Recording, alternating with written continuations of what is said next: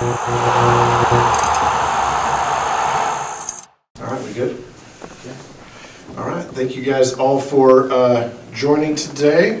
Before I get going, just want to acknowledge our front office team, Wes Wilcox, who's back there, Phil Jabor, Paul Johnson, on and on. I can name them all put in a ton of work, not just this past week, but all year, and really thankful to them for all they do. Our framework heading into the deadline, I think really two things.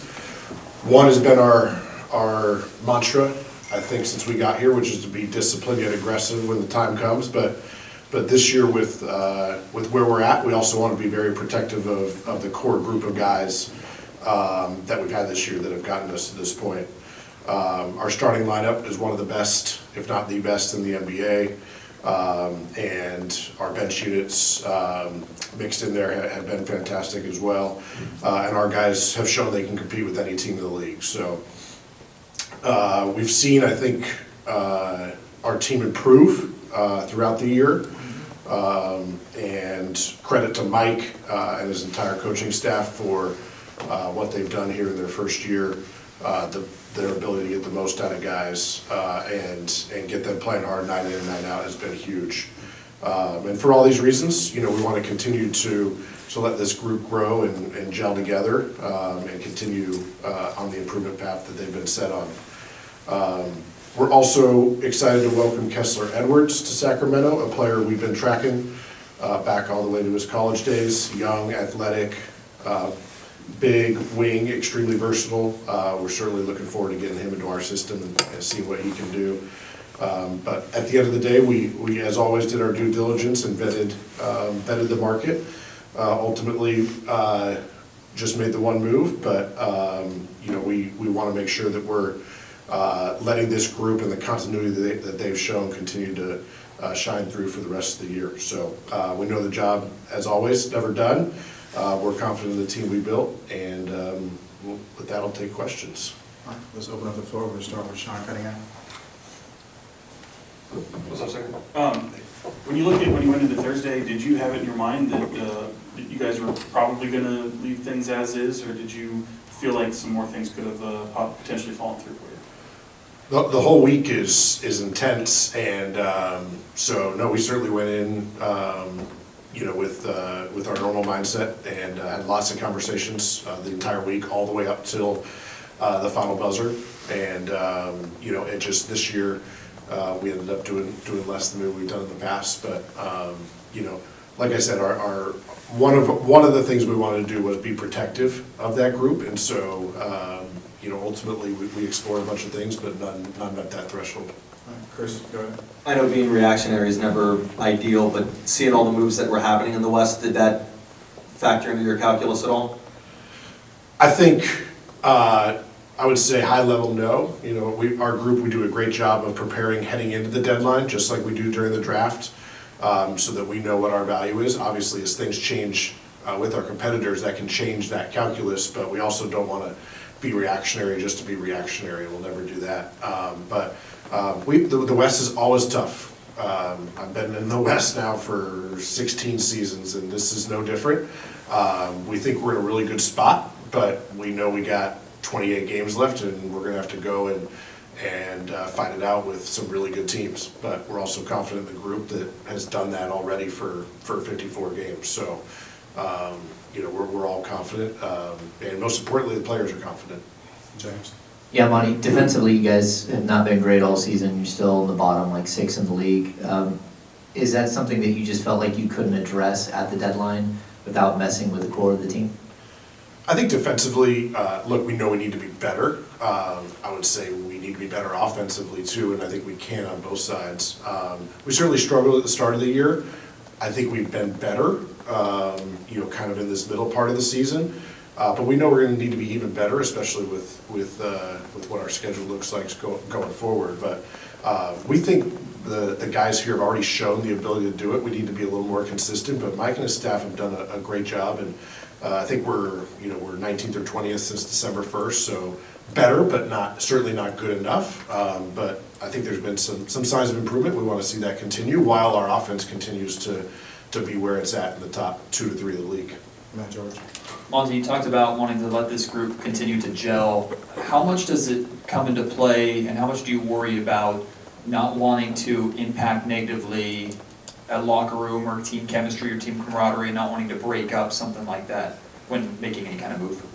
Yeah, I think it's part of the calculus, and we've turned over half our roster in the last year. So there's been a lot of change. We got a new coaching staff, and we said, I think at the beginning of the year, we don't know exactly what it's going to be, and we want to sit and evaluate and see what's going to happen. And obviously, there's been some ups and downs. We started 0-4. We really busted out after that. We've fought through some tougher times, but I think consistently, this team has shown that they will answer the challenge, continue to improve. So that doesn't mean that we didn't explore other things, because there could be those things. But we have to balance doing a move against the continuity, and just ultimately, none of those came past that point. Chris. Monty, how do you weigh the differences between evaluating your team in November, December, January versus post All-Star break and potentially a playoff run? Like, are you still in that evaluation mode of like, I want to see how this group does in this situation? Yeah, I would say we're always evaluating, but less of an evaluation period. We're much more confident for sure now that we're at this point in the season. But there's always going to be new challenges, and yeah, our job's never done. It's definitely a 12-month a year kind of thing these days, and now our job is to go and figure out how to get this group, to continue to do what they've done and come out on top and meet our goal of making the playoffs here by the end of the season. Just. Hey Monty, you kind of addressed it, but entering the season there were a lot of new changes and nobody really knew what this team was going to be. I'm just curious, was there a point in the season or maybe a specific game where you realized that this team was special?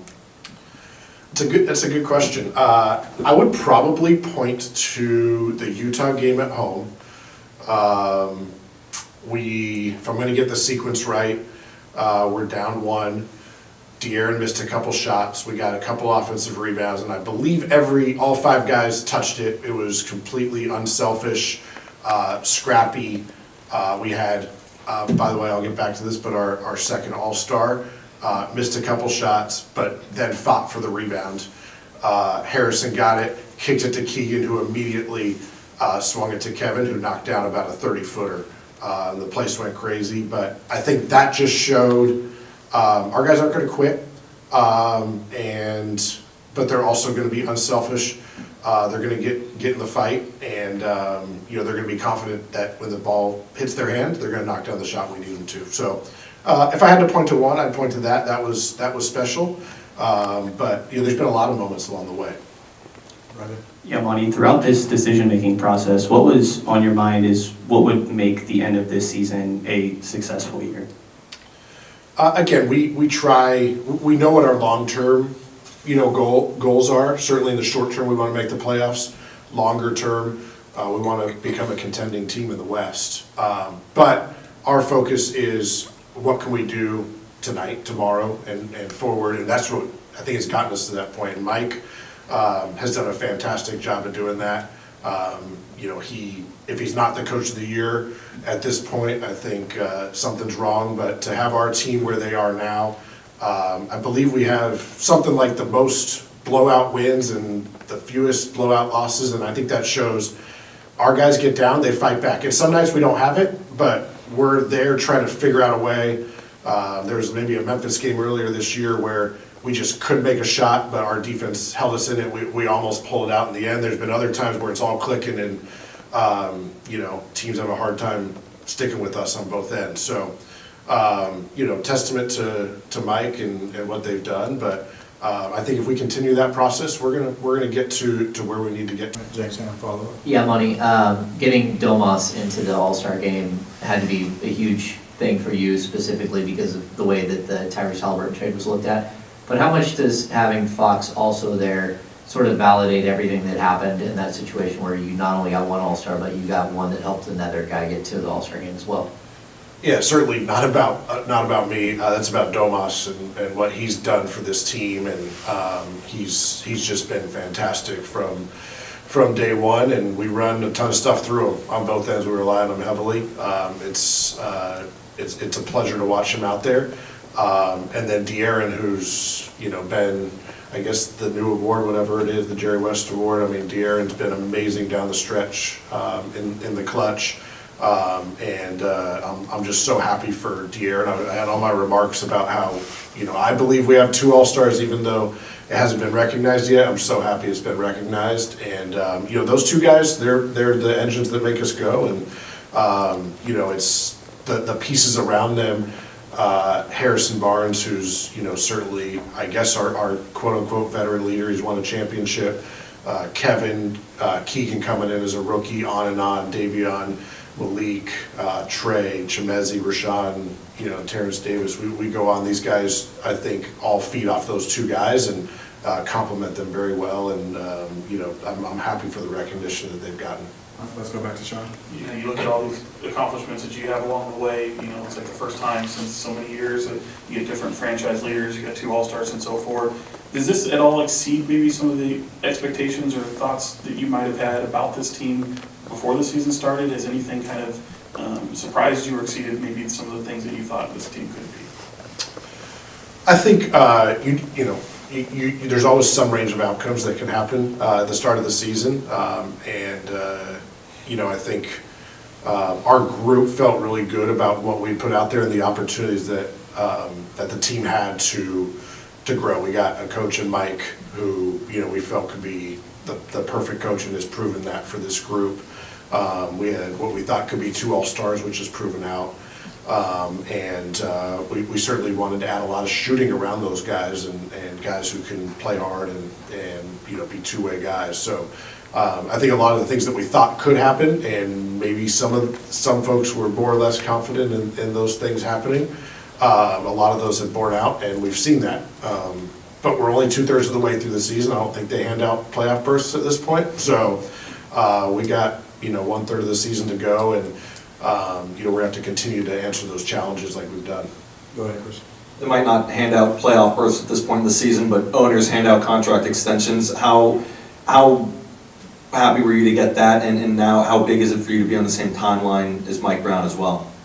Yeah, I'm first of all, obviously, thank Vivek and his support and everything along the way. And this is just, I'm very happy the next step in our, in our relationship. My wife and kids love Sacramento, so happy that we can continue to grow our family here. But also, mostly a testament to all the people that help along the way. First and foremost, Wes Wilcox, who's here. He's run his own team. He should be running one very soon, if not, should already have been there. But Phil Jabor, who runs our entire personnel, he's going to be next in line. Paul Johnson already running our G League team into first place. I think there's going to be multiple folks in the very near term that are I'm going to have to be negotiating with the future trade deadlines, and they'll know all my tricks and I'll know all theirs. But that group and the rest of our front office, is the reason for all that. And we're happy about what we got going, what we're going to try to finish this year, and now continue to go on in future years. George. Monte, back to the trade deadline, can you share any insight on the current market value of second-round picks? I know you have a collection of them. We saw multiple deals with 5 second-round picks being moved for players. Just any insight that you can share on what that value is of a second-rounder today? Second rounders can be used in many different ways. We've drafted second rounders. We've traded them in different moves. We have sent a second rounder last year for a rights-owned player. I think they're a currency. This year there were a lot of teams trying to improve. There's a ton of parity across the league.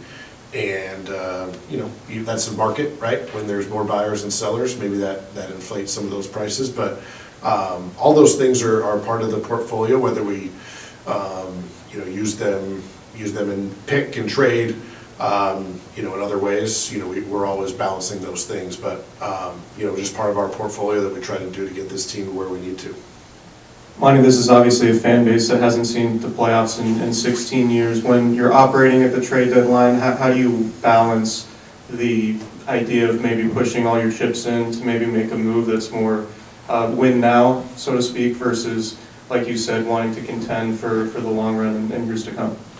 Yeah, we've said it from day one, but making the playoffs is very important and is our stated short-term goal.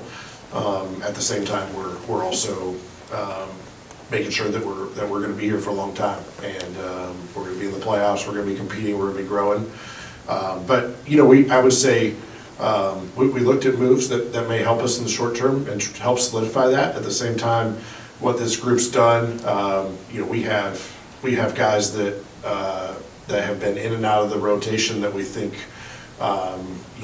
can help us. So I think we have a lot of depth already, and guys that have proven they can help us.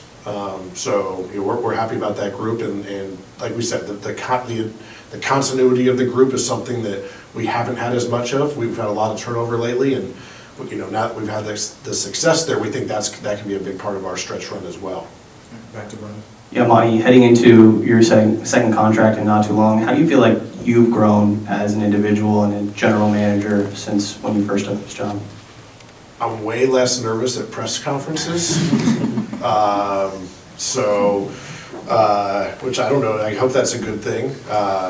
Although the first press conference, there was no folks there with COVID, so maybe that helped. But no, I think we've had a lot of change in my time here, and roster, coaching staff, even front office, performance staff. But we do feel like we're in a really good place. I try to surround myself with really good people and listen to them, and I think that's gotten us to where we are. I'm going to continue to do that, and like I said, I hope the next step for us is the sign of a really good organization is when your folks continue to get bigger and better jobs elsewhere, and then the next challenge for us is going to be how to replace those folks and keep this thing going. But that's going to be a good problem to have, and we're just going to continue to find people that help me and make me look better. So, Sorry, Ryan.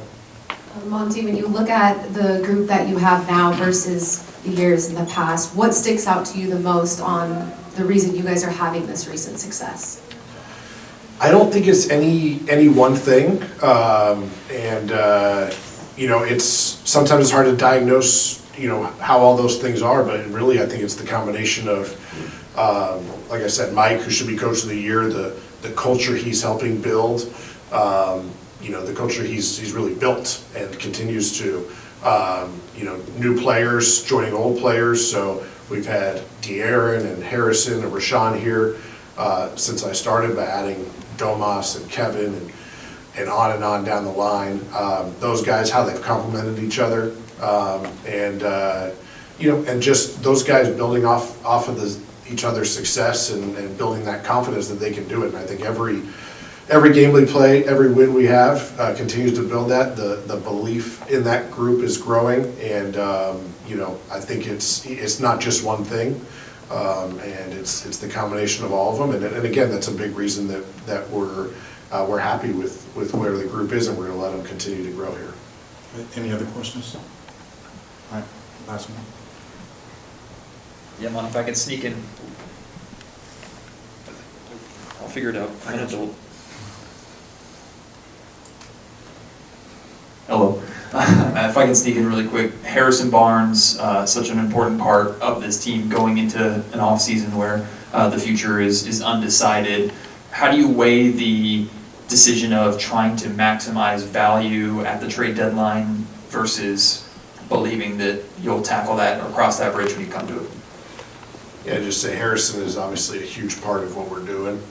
Harrison can play multiple positions, multiple. Guard different guys. Coach puts him on a lot. He's a huge part of our team, and not just on the court but off the court. With his championship pedigree, the ultimate professional. We all know the value Harrison has to us, and we're happy he's here. All right, thank you guys. Thanks, guys. Thank you.